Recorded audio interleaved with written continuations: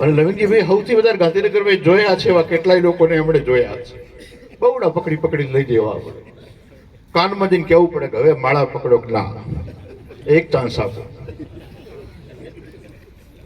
પણ એક વાત લખી રાખો કે જેણે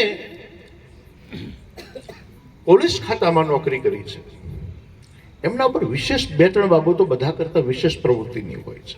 પ્રવૃત્તિ બધાની એક સરખી હોય છે, પ્રવૃત્તિ કરનારો કોઈ પણ છે, પણ જે પબ્લિક સુરક્ષાની જે ફોર્સમાં છે, પ્રજાની સુરક્ષાના જે પરિબળમાં છે, એવા લોકો ઉપર છે ને ડે નાઇટનું બર્ડન હોય છે, જોખમ હોય છે, રાત દિવસ.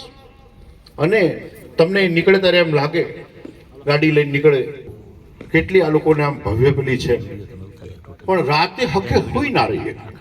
એક ફોન તો રણકે જ, બરાબર આમ ઢોલીઓ ઢાળી માં દાડા પડ્યા હોય ત્યાં કાંતો ફોન રણકે, ફલાણું થયું છે, ઢીકણું થયું છે. પણ જે એક જ સેકન્ડની અંદર ઊંઘને ત્યાગી અને તરત પોતાની વાતને સાધી લે, દોર સાધી લે પ્રવૃત્તિનો, એને પોલીસ ઓફિસર કહેવાય. એના મોઢા પર પછી ઊંઘ ના હોય, એના મોઢા પર ઉજાગરો ના હોય.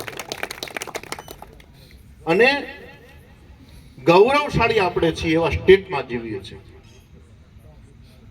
કે જે સ્ટેટમાં જ્યારે પોલીસ અધિકારી નિવૃત્તિ થાય ત્યારે એના આવડા મોટા છે ને વધામણા થાય છે, આટલી મોટી છે ને એમના સ્વાગતો થાય છે.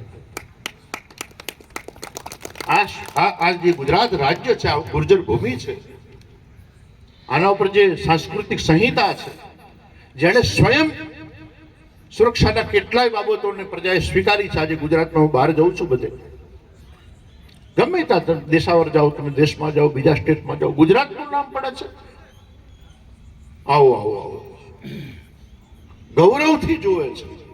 જેમ અમેરિકાના ગ્રીન કાર્ડની જેટલી વેલ્યુશન વિશ્વના પટલ ઉપર છે ને, એટલી ગુજરાતીઓની વેલ્યુશન ભારતના બીજા રાજ્યો ઉપર.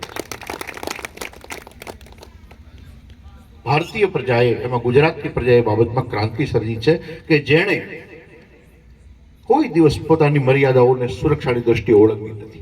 હા, કેટલાક પ્રશાસનો એવા વિચિત્ર આવ્યા કે જે વખતે પોલીસ ઓફિસરોને ખૂબ વેઠવું પડ્યું છે.